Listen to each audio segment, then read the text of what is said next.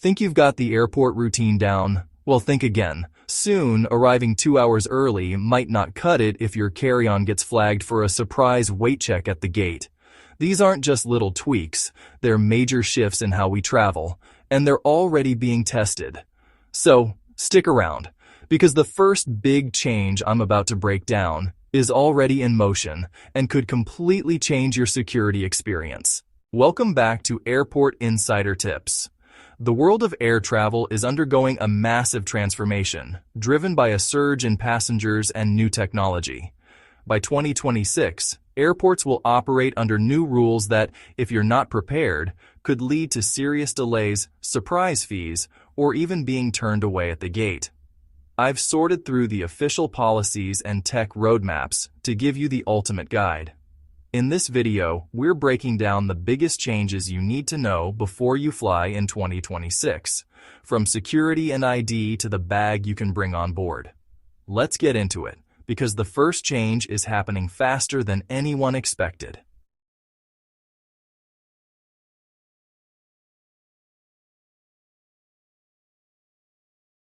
Let's start with an update that will affect every single person stepping into a U.S. airport. The days of fumbling for your license and boarding pass might be numbered.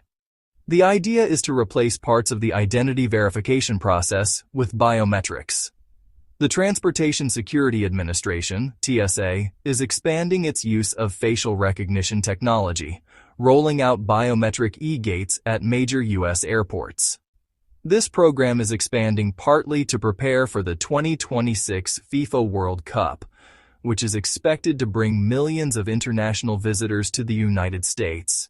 These eGates use facial recognition to match your face with your ID photo and boarding pass data in seconds. You walk up, look at a screen, and a gate opens. No need to hand over your documents. Pilot programs are already live or launching in hubs like Atlanta, Washington, D.C., and Seattle. Sounds pretty smooth, right? A fast, frictionless experience. But what's the catch? What happens if the system doesn't recognize you? A new haircut, different glasses, or just bad lighting could cause a mismatch. If that happens, you'll be sent to a manual verification line. Plus, privacy is a major concern for some travelers. While the TSA states the process is voluntary and has protections in place, the idea of your biometric data being used is unsettling for many. So, what's the fix? How do you ensure you breeze through? First, make sure your passport or driver's license photo is reasonably current. If you've changed your look significantly, think about renewing your ID. Second, for the smoothest experience, you can opt in. This technology is becoming more common, and enrolling in trusted traveler programs that use biometrics can prepare you for the new systems. By linking your data through approved apps before you get to the airport, you can be ready for the new tech. For years, we heard about it. It was delayed again and again, and it was easy to get complacent. But the warnings are over. The rule is now in full effect. The mandatory enforcement of the Real ID Act began on May 7, 2025. Since that date, every domestic air traveler 18 and older must have a Real ID-compliant driver's license or another acceptable form of ID to fly within the U.S. Your old standard-issue driver's license is no longer enough to get you through security. A Real ID is easy to spot by the star marking on the top of the card. The consequence is simple. If you show up at the airport without a Real ID or an alternative like a U.S. passport or military ID, the TSA will not let you through the security checkpoint. You will be denied entry and you will miss your flight. No exceptions. No grace period. This is the reality for travelers today. Anyone who forgot or ignored the warnings risks having their trip and all the money they spent end right at the security checkpoint over the wrong piece of plastic. The solution is straightforward, but it requires action. Go to your local DMV's website and figure out what documents you need for your Real ID. It usually requires proof of identity, a social security number, and 2 documents proving residency, like a utility bill and a bank statement. And as we look toward a more digital future, Having a physical real ID is the baseline, while keeping an eye on digital ID developments will be the ultimate solution for 2026 and beyond. If you're planning a trip to Europe, the way you enter has changed, and it will catch millions of unprepared travelers by surprise. The days of just showing your passport for a stamp are officially over. The reason is the launch of the European Union's new Entry-Exit System, or EES. It began a gradual rollout on October 12, 2025, and is set to be fully operational by April 2026. The EES is an automated system that replaces manual passport stamping for non-EU travelers. It will register you every time you cross the border of the 29 participating Schengen area countries. Instead of a stamp, the system will record your personal details and biometric data, your fingerprints, and a facial image. So what's the big deal? First, this new process could cause some major delays at border control, especially while travelers and agents get used to it. But the bigger issue is the strict enforcement of the 90 to 180-day rule. The EES will automatically calculate the exact number of days you've stayed in the Schengen area. No more guesswork or friendly border agents. The system will flag overstayers automatically, which could lead to fines or future travel bans. For anyone who loves long European summers, this automated tracking is a serious game changer. The solution is preparation. First, be ready for the new process. When you first enter the Schengen area after EES is active, you'll need to provide your fingerprints and have your photo taken, either at a kiosk or by a border guard. Second, you have to meticulously track your travel days. And looking ahead, shortly after the EES is implemented, the EU plans to launch ETIAS, the European Travel Information and Authorization System. This is expected to be mandatory in the last quarter of 2026. This will be a required online pre-travel clearance, similar to the US ESTA, that you'll have to apply and pay for before you go to Europe. Staying on top of the ETIAS launch will be critical for travel in late 2026 and beyond. Okay, let's take a quick breather. We've covered some massive changes to your ID and security. If you're finding this helpful and want to stay ahead of the curve, do me a solid and hit that subscribe button and turn on notifications. My goal is to make sure you're the most prepared person at the airport, and your support helps me keep this channel going. Thanks. Now, let's talk about something that hits everyone in the wallet, your bags. For years, the savvy traveler's motto was, never check a bag. We've all seen people wrestling overstuffed carry-ons into the overhead bin. Well, the party's over. Airlines have had enough, and the crackdown is getting serious. The problem is that the unwritten rules for carry-on bags are being replaced by brutally strict enforcement. Airlines aren't just suggesting size limits anymore, they're enforcing them. Those metal bag sizers at the gate that we've all ignored are now the final word. Gate agents are being encouraged to check any bag that looks even slightly too big. And it's not just size anymore. A bigger shock for many is the newly enforced weight limits. Common in Europe and Asia, carry-on weight limits are now being implemented more aggressively in North America too. To catch you, airlines are putting scales at check-in kiosks and, you guessed it, right at the boarding gate. The result is the painful and public gate check fee. Being forced to check your bag at the gate is the most expensive way to do it, with fees often running $50, $75, or even more. That's per bag each way.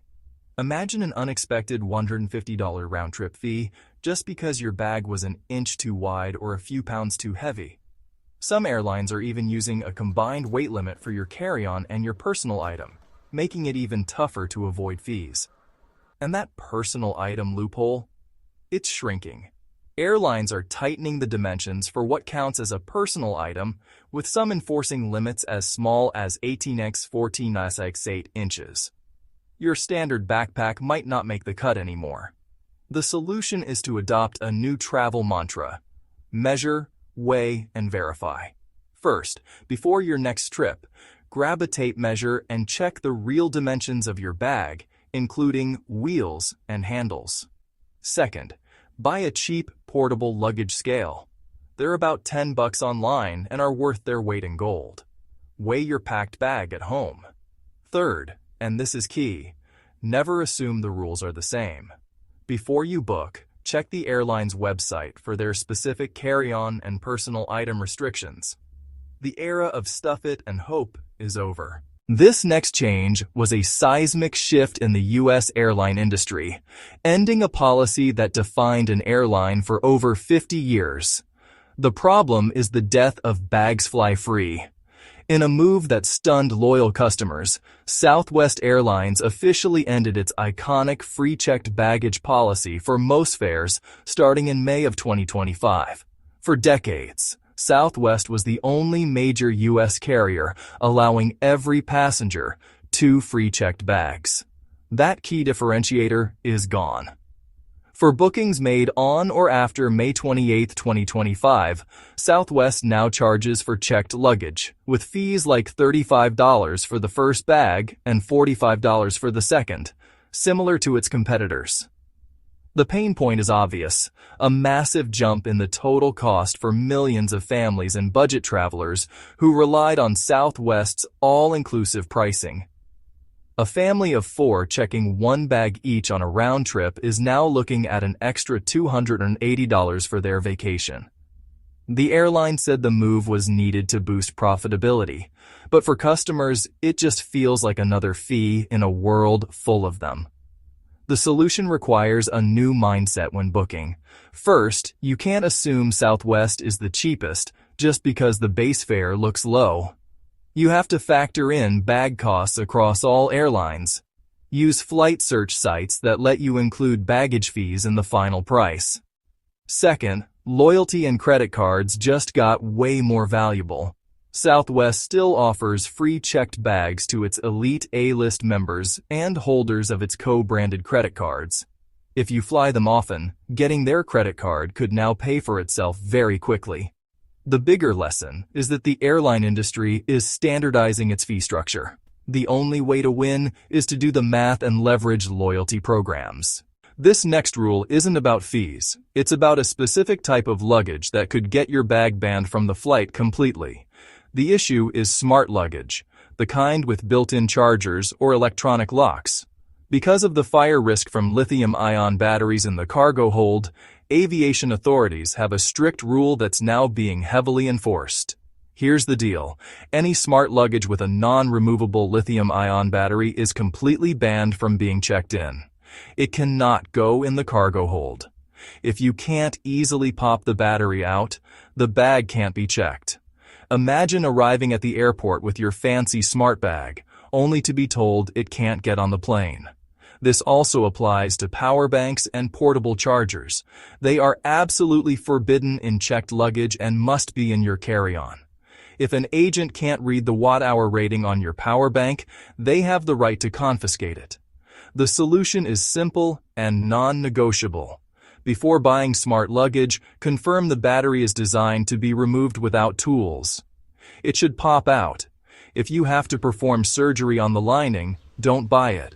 If you already own one, check if the battery is removable. If not, that bag is now obsolete for air travel. When you pack, get into a routine.